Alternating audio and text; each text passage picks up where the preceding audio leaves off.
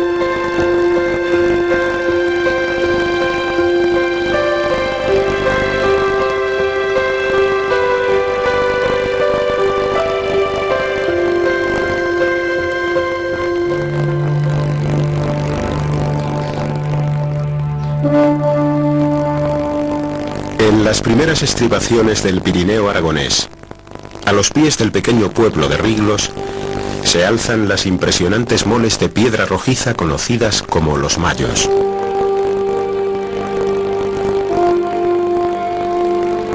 Los orígenes de estas masas rocosas de más de 300 metros de altura se remontan a unos 30 millones de años. Las corrientes fluviales arrastraron grandes cantidades de cantos rodados, depositándolos en las puertas del Pirineo.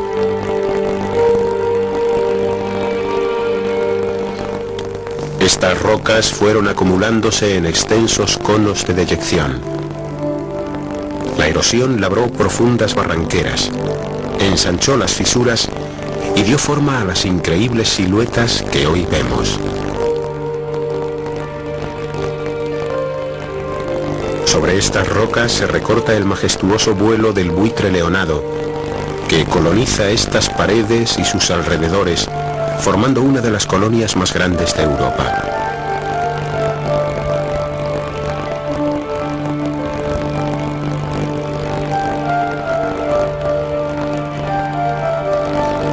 En la base de los Mayos, en el pequeño pueblo de Riglos, sus gentes llevan una vida tranquila que solo se ve alterada por los grupos de escaladores que se acercan a estas paredes, conocidas internacionalmente por la belleza y espectacularidad de sus ascensiones.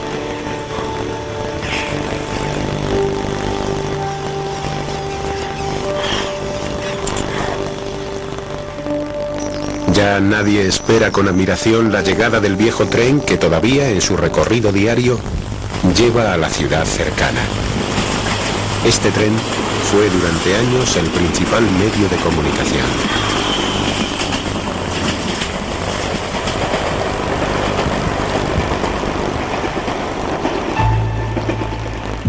España se recobra a duras penas de una cruenta guerra civil que ha asolado el país dejando profundas huellas en sus gentes. Abolido el régimen constitucional, es el comienzo de la dictadura de Franco, que duró 4 décadas. Los 40 fueron años difíciles. Más de la mitad de las viviendas carecían de agua corriente y muchos pueblos no disponían de luz eléctrica. Las velas y los candiles de aceite eran la forma habitual de alumbrarse. El 60% de la población trabajadora vivía en el campo, donde la vida cotidiana era muy dura. Esto, unido a las malas comunicaciones, daba origen a una sociedad cerrada, casi autosuficiente. Tampoco había carreteras transitables. Es la época de los interminables viajes en tren. Los males se curaban con remedios espirituales, en una España en la que la Iglesia Católica tenía un lugar preeminente. El año estaba marcado por el ciclo litúrgico, que incluso servía de pauta para indicar el ritmo de las tareas agrícolas. Diversas procesiones y actos religiosos congregaban a toda la vecindad en las fechas señaladas.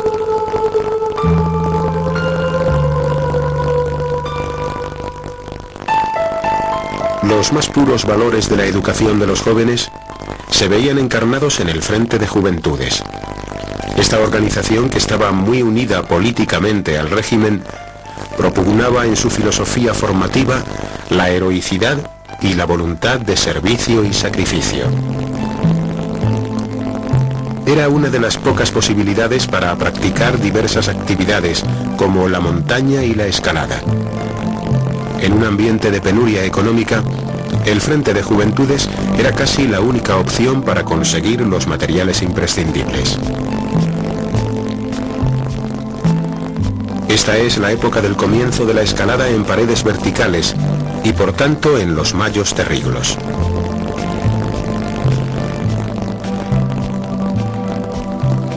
En el pueblo comienza a vivirse con curiosidad el trasiego de estos jóvenes y de sus avances en las paredes cercanas. Dentro del ambiente montañero hay un personaje clave, don Justo Garasa, vecino de Riglos, cuya casa cumple las veces de fonda y de lugar de reunión e intercambio de noticias. En esta casa se deposita un libro de anotaciones donde se recoge la memoria de las ascensiones. Allí quedan reflejadas las diversas vicisitudes y conquistas de los montañeros. La primera conquista de importancia fue la subida al Mayo Fire, realizada en agosto de 1942 por Ernesto Mallafré, Francisco Blasi y Juan Bou. El relato de la misma queda reflejado en la primera página del libro de Riglos. Llegó el verano de 1942 y decidimos intentar la ascensión a los Mayos. Un pequeño arbolito nos ayuda a superar los primeros metros. Pero aquí la pared es extraplomada. Ha sido clavado el primer pitón que apenas entra a 2 dedos. Los segundos de la cordada están atentos a las evoluciones del primero. Después se puede proseguir sin ayuda de los pitones, pero con muchas precauciones, pues las presas no ofrecen ninguna seguridad. Son las 6 de la tarde cuando nos reunimos los 3 en la cumbre. 4 años más tarde de la subida al Fire, se conquista el Mayo Pisón en abril de 1946. Jorge Paniella, Alberto Murgía y Francisco Peiré acceden por su parte posterior hasta el comienzo del Torreón del Pisón. Encordados en Sencilla, a 40 metros, inicio el asalto. Superados unos 3 metros, me salta una presa y aterrizo en un arbusto. No ha sido nada e inicio nuevamente el ataque. Supero unos metros a base de pitones muy precarios y de cuya seguridad todos dudamos. Una concavidad parece cerrar el camino. Basta un paso de hombros y es superada.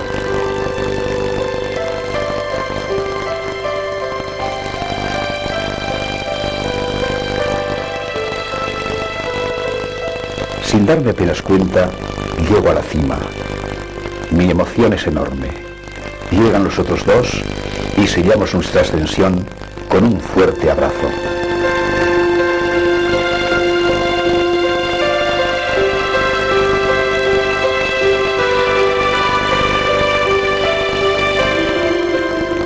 Entre los años 30 y 40, casi todas las cimas de Riglos habían sido conquistadas. Solo quedaba por ascender una singular aguja conocida por su caprichosa forma como el Puro. Este torreón adosado al Mayo Pisón era la última cima que quedaba por subir, y esto aumentó su interés y prestigio. La escalada de esta aguja presentaba una dificultad excepcional, y los escaladores más punteros del momento a nivel nacional se habían fijado en ella. La historia de la conquista de este Mayo sería la más trágica de todas las que ha protagonizado este macizo.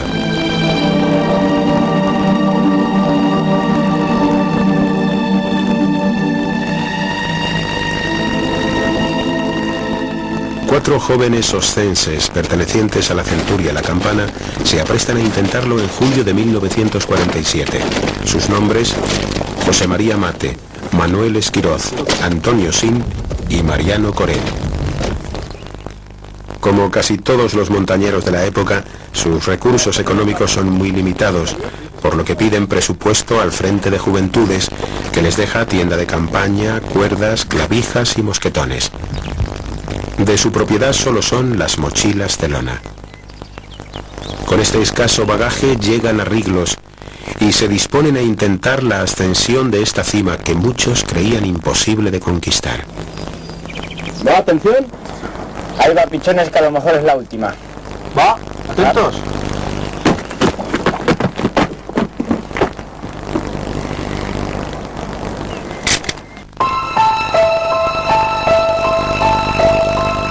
Siguiente recogen el material que no es necesario para la escalada. Dejan las mochilas listas y las mantas plegadas. A pie de pared echan a suertes quién va primero de cuerda. A Coret le tocan los primeros 35 metros. José María Mate le asegura. Esquiroz y Sin quedan de ayudantes.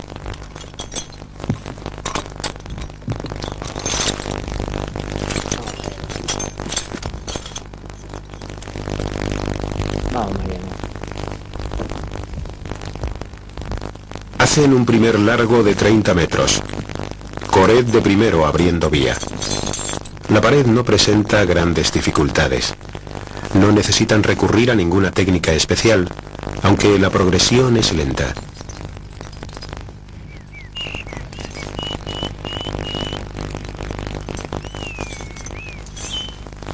Al poco tiempo llegan los tres a la primera reunión. Se aseguran clavando varios pitones y preparan el material para el siguiente largo.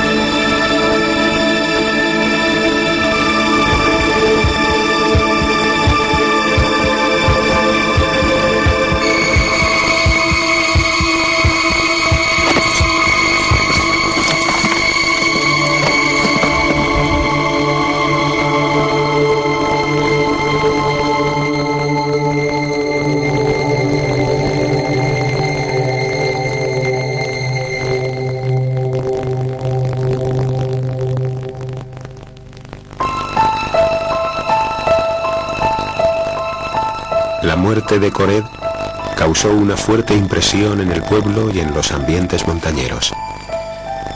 Empieza a tomarse conciencia de la auténtica dificultad que entraña la escalada de esta aguja. Durante 2 años, nadie vuelve a intentarlo. En 1949 se realizan 2 nuevas tentativas que no fructificaron y que escasamente alcanzan los 30 metros.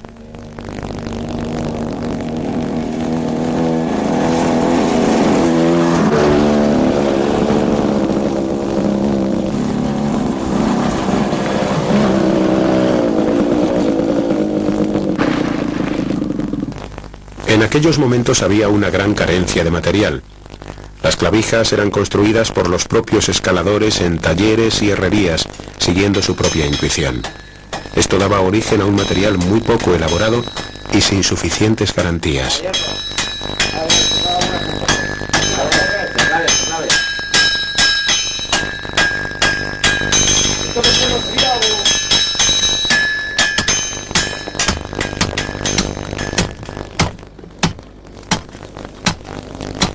Por fin, en abril de 1950, se aborda la subida del Puro con posibilidades de éxito.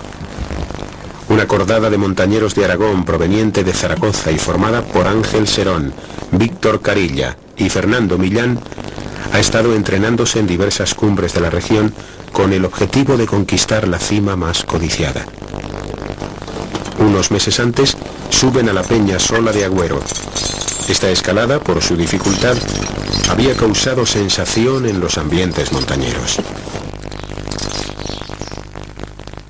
En un solo día alcanzan 70 metros del suelo, salvando el pasaje más difícil que hasta ese momento cerraba el avance a sus antecesores. Carilla es el más joven de los tres y ha participado en alguno de los intentos anteriores. Para él la conquista del Puro se ha convertido en objetivo prioritario.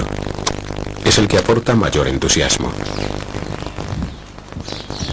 El escalador sigue progresando por la fisura, abriendo paso para sus compañeros. La roca es algo descompuesta, pero encuentra buenas presas y lugares para clavar.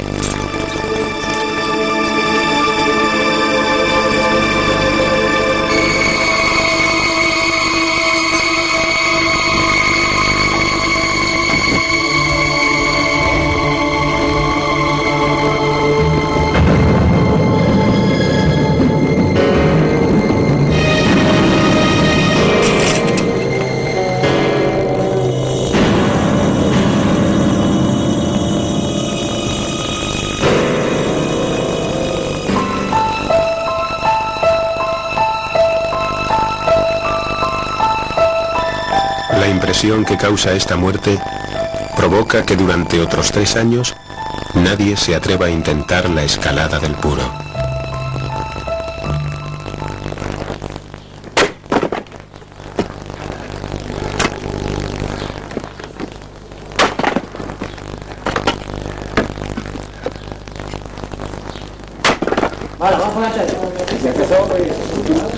En mayo de 1953 llegan a Riglos Paniella, Rosig, Ayas y Salas, del Centro Excursionista de Cataluña. Esta cordada tenía la reputación a nivel nacional de ser el mejor grupo de escaladores de la época. Sus medios económicos eran mejores y el equipo y la técnica que utilizaban eran la vanguardia del momento.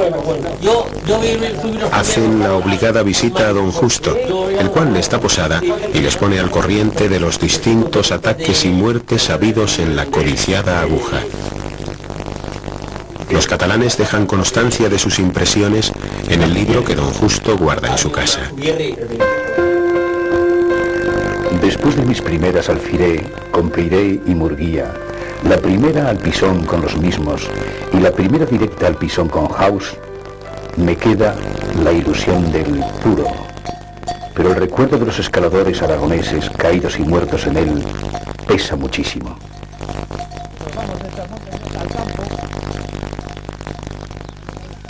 Comienzan por una ruta que arranca en diagonal con una dificultad de 4º grado y llegan a la cornisa que sirvió de lugar de reunión para la anterior cordada. A pesar de lo desconocido del terreno, progresan con rapidez. Su técnica es depurada y Paniella tiene una larga experiencia de escalada en las paredes de Riglos. Llegan a la reunión. Allí ordenan y distribuyen el material para atacar el siguiente tramo.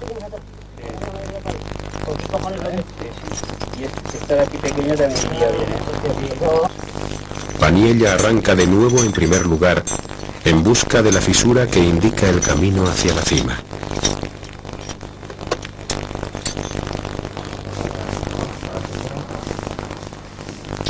Al poco llegan hasta el lugar en donde ocurrió el desgraciado accidente 3 años antes.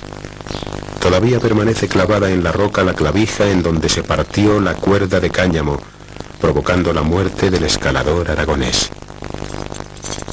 ¿Yo también o no? Progresan por la fisura.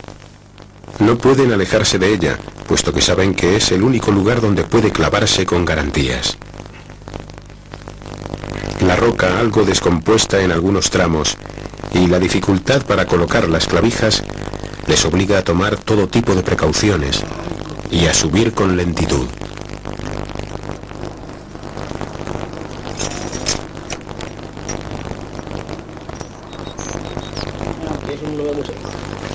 Al finalizar el primer día llegan a una cueva con una repisa bastante buena, donde preparan el bivac para pasar la noche.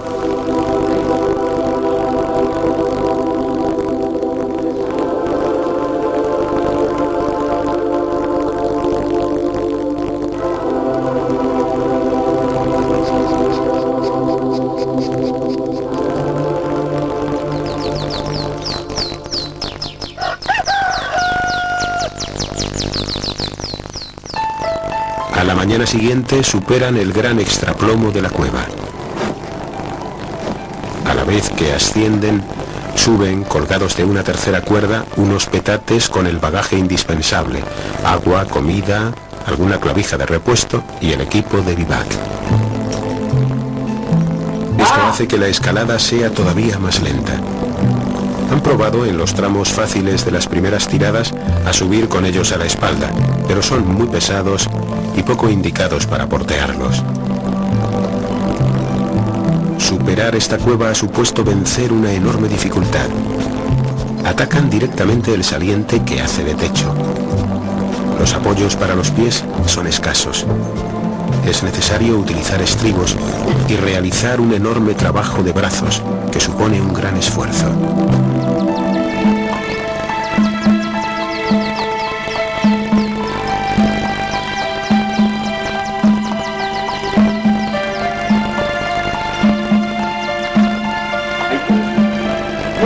Han llegado a una chimenea que lleva directamente hasta el collado. El terreno ya no es tan vertical y de nuevo pueden avanzar con relativa rapidez. Las dificultades provienen de los petates que se enganchan continuamente. Uno de los escaladores tiene que subir debajo de las mochilas para liberarlas de los salientes. Llegan hasta el collado, que es donde se separa el torreón del Puro de la pared del Pisón. Aquí empieza el verdadero objetivo de la escalada, una afilada aguja de 60 metros de altura. La meta está cercana. Tantean por ambos lados. La roca es de mala calidad, bastante descompuesta. Comprenden que con el material que llevan no van a poder pasar y deciden abandonar para volver cuanto antes desde Barcelona con el material necesario. La conquista del Puro es cuestión de días.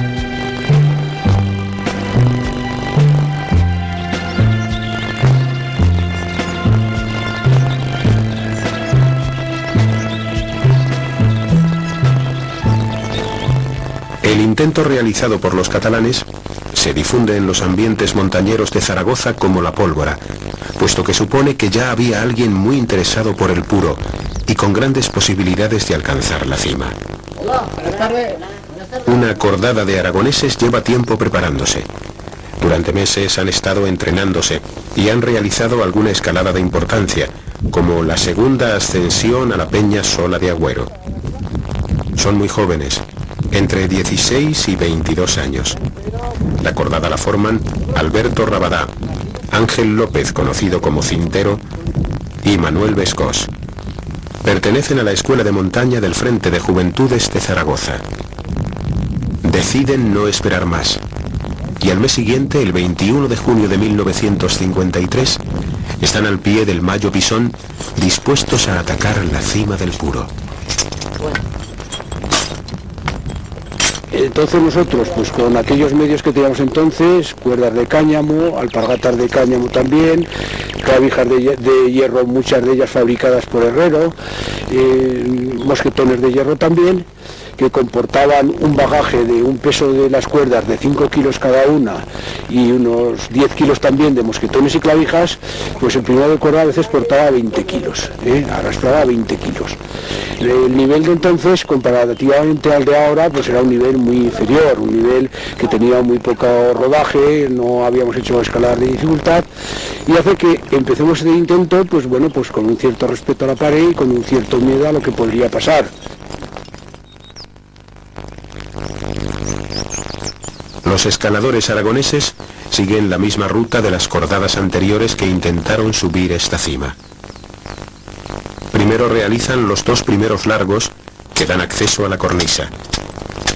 Llegan a la fisura que a lo largo del muro ofrece la única posibilidad de ir colocando algunas clavijas. La pared es ya totalmente vertical. Avanzan con sumo cuidado. Son conscientes de que esta cima se ha cobrado varias vidas.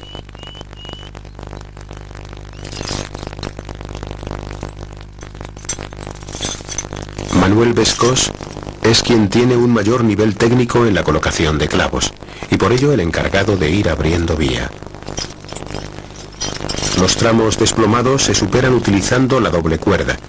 Esta técnica consiste en progresar utilizando alternativamente las 2 cuerdas a las que va asegurado el escalador de cabeza.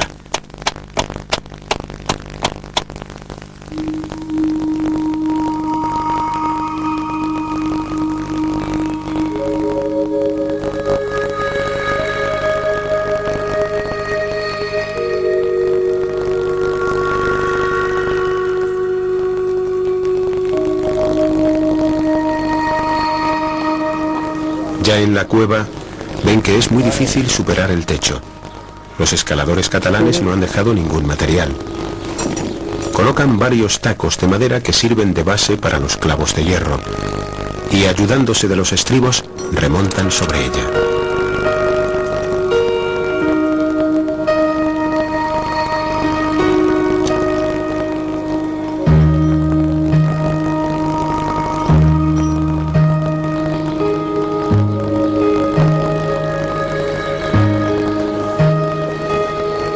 Se ha echado encima, por lo que dejan las cuerdas preparadas y vivaquean en la cueva. Hacemos un vivac en la cueva del Puro. Normalmente arrastrábamos por una triple cuerda, otra tercera cuerda, una mochila pues que contenía los sacos de dormir de los de aquella época, que abultaban poco y pesaban menos. Era poco más que una tela y un poco de plumón. Alguna cantimplora, algo de comida y alguna clavija de repuesto por no llevarlas todas colgando. Bueno, pues en aquellos vivac generalmente se dormía poco. Era meterse en el saco una vez de haber cenado una precaria cena y luego pues intentaba dormir, y allí se pasaba la noche entre un duerme-vela, convenientemente asegurados a las clavijas que hubiera en la cueva y en la reunión, y bueno, pues así pasó la primera noche.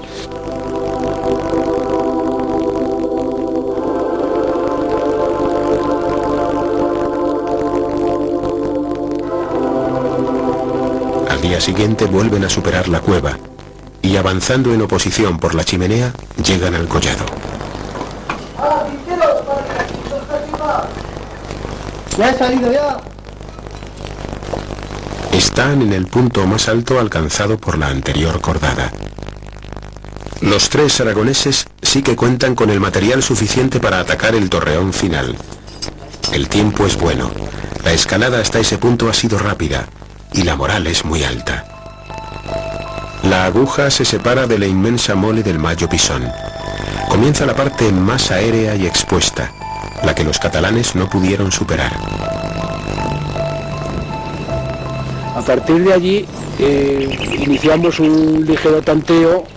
Previamente colocamos a través de la gran piedra que está emputada en el collado una vaga larga de cáñamo como seguro de la reunión y como seguro del inicio de vía. Y es Radagá el que tiene una vista intuitiva y ve que quizá por la vista izquierda, subiendo un pequeño muro que hay descompuesto y desplomado, un poquitín desplomado en un trozo, pues sería quizá la clave de la ascensión. Y se empieza a elevar lentamente. poniendo alguna clavija en principio precaria. Empleábamos unos tacos de madera que acuñábamos en las posibles grietas para dar más consistencia a la clavija, que había sido un poco idea de él, de Rabadá, que como trabajaba en ebanistería tenía acceso a maderas, en fin. Y desde luego allí fue, después de unos momentos de tensión, pues logra elevarse y alcanza una pequeña plataforma de la cual ya pues ve que aquello podría ser posible.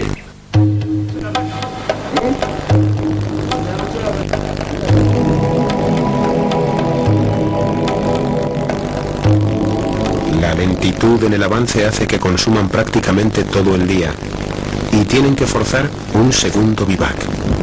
Llevan ya 2 días en la pared.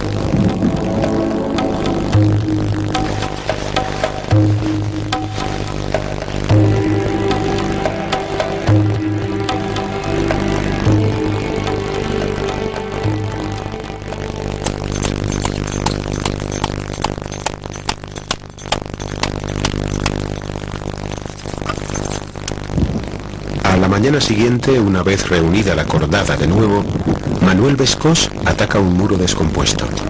Debajo, Alberto Rabadá y Cintero siguen sus evoluciones atentamente. Ahora el avance es mucho más lento. Llevan 3 días en la pared y 2 noches casi sin dormir.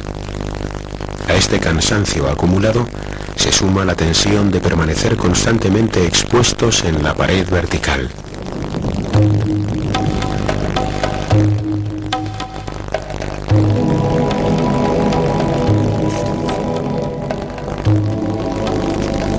Alcanzan la base de la última panza. Ya solo faltan 15 metros para la cima. Las horas han pasado rápidamente. Son las 4 de la tarde. Unos grandes nubarrones han cubierto el cielo de Riglos.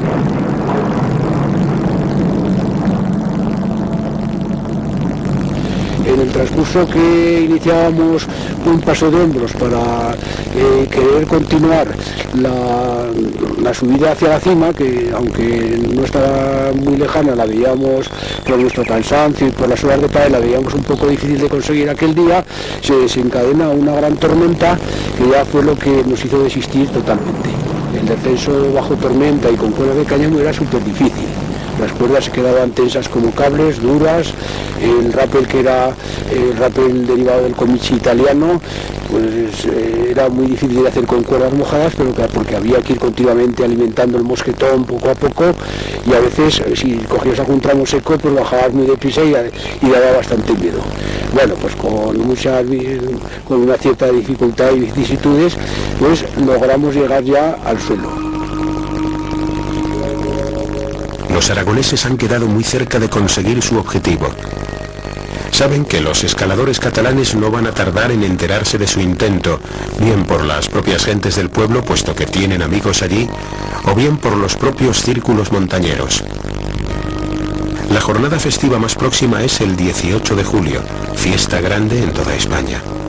Apenas falta un mes. Saben que sus por entonces competidores son los mejores escaladores del momento, que van a venir con el material necesario y que muy probablemente alcanzarán la cima. Los aragoneses deciden realizar un nuevo intento el 12 de julio, adelantándose 5 días a la llegada de los catalanes. Llegamos a Riglos. Por la tarde ascendemos unos 40 metros, dejando en una cornisa una de las mochilas y provisiones.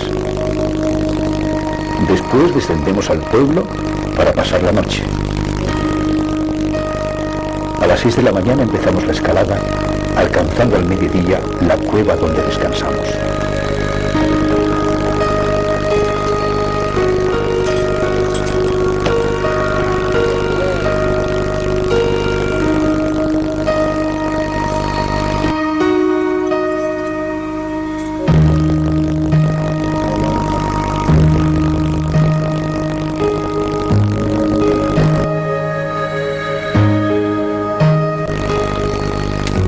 Continuamos por la chimenea hasta alcanzar el collado, donde realizamos el primer viaje.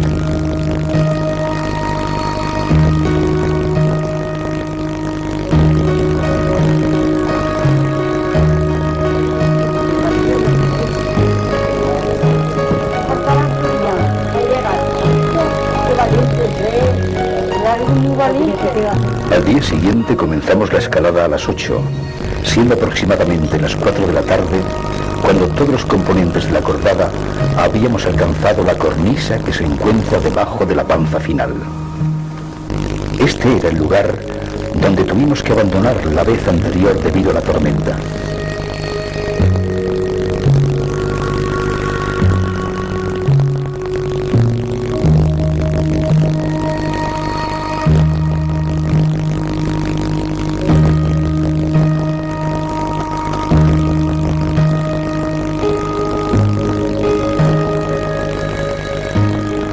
Después de haber preparado el material suficiente, atacamos con un paso de hombros. En estos últimos metros estraplomados, se pitonea fácilmente, alternando la clavija con la pitonisa. Consigue hundir un pitón maravilloso, que aquello parece que era un canto celestial, el oír cómo entraba vibrando en aquellas rocas, y ya puede colocar un estribo que le equilibra totalmente, y a nosotros ya pues nos descansa de esa tensión tan grande, de esa panza desconocida, que era de un nivel pues bastante superior a lo que nosotros teníamos costumbre de hacer.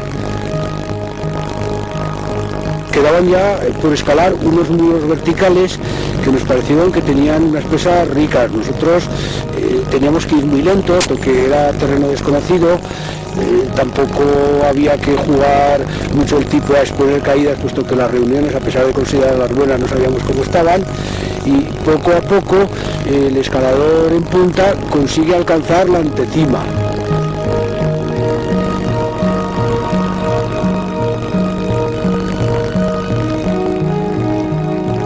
De la antecima a la cima había una zona y está todavía muy descompuesta, que también la hace muy lenta. Al ver tan cercano a la cima, pues nos da un grito de júbilo y dice, creo que ya lo hemos conseguido.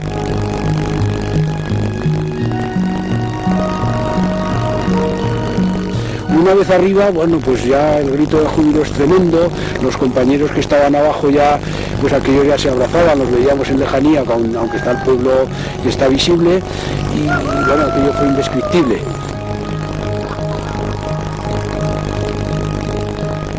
Por supuesto que la llegada del último a la cumbre es un momento enorme de gran júbilo, de enormes abrazos. Casi aún me emociono ahora contándolo porque estoy reviviendo cosas de hace 45 años, y aquello fue una maravilla.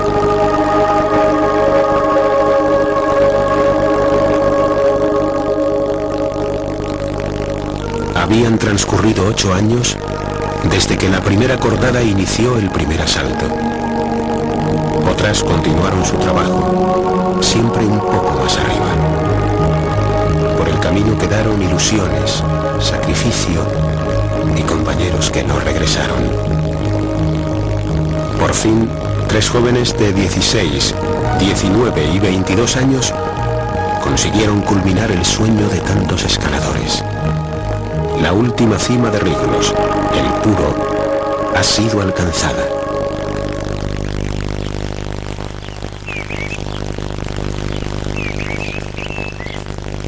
¡Bajad, bajad! ¡Que vamos a dar un trago luego! ¡Hala, daos prisa! ¡La Virgen de la Peña! ¡Estos tíos son, hombre, qué bestia! Después de pasar la noche en la cima, se inició el descenso por la mañana. En la cumbre quedaron, como constancia, una bandera de la organización juvenil y otra española. Abajo habían permanecido durante los 3 días varios compañeros escaladores. Su emoción había sido enorme cuando por fin vieron ondear las banderas en la cima de la aguja tan deseada. La noticia había corrido con rapidez. Varios amigos más estaban en camino y el propio gobernador civil de Zaragoza había mandado a interesarse por ellos.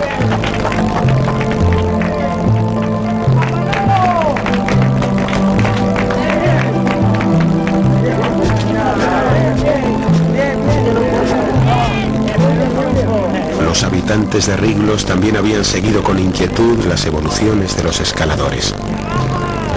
No dejaban de asombrarse de cómo aquellos jóvenes con apenas 18 años habían tenido el atrevimiento de realizar aquella aventura. Todo el pueblo, enterado del éxito de la empresa, salió a recibirlos, convirtiéndose el día en una jornada de fiesta que todavía es recordada hoy en día por todos aquellos que fueron protagonistas de la misma.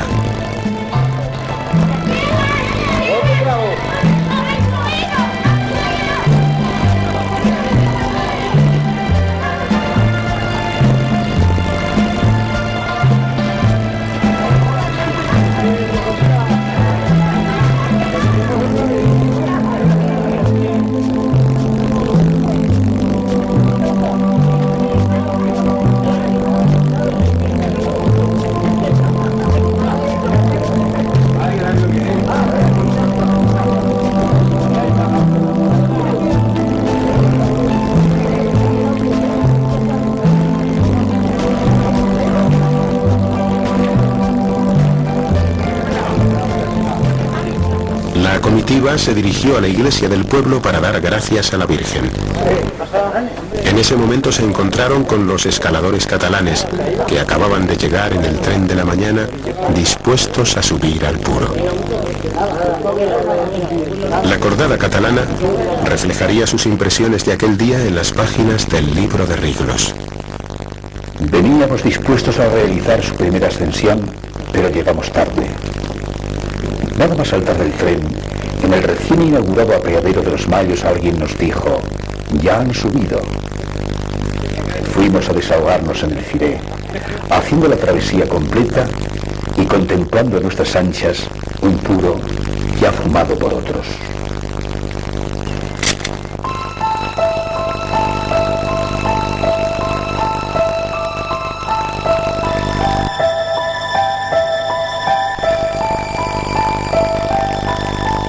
Manuel Bescós vuelve la semana siguiente a escalar en Riglos. Al descender del Mayo Pisón se desprende una clavija y muere en la caída. Alberto Rabadá llegó a ser uno de los escaladores españoles más reputados de la época. Con 28 años de edad, él y su compañero Ernesto Navarro fallecieron en las paredes del Eiger.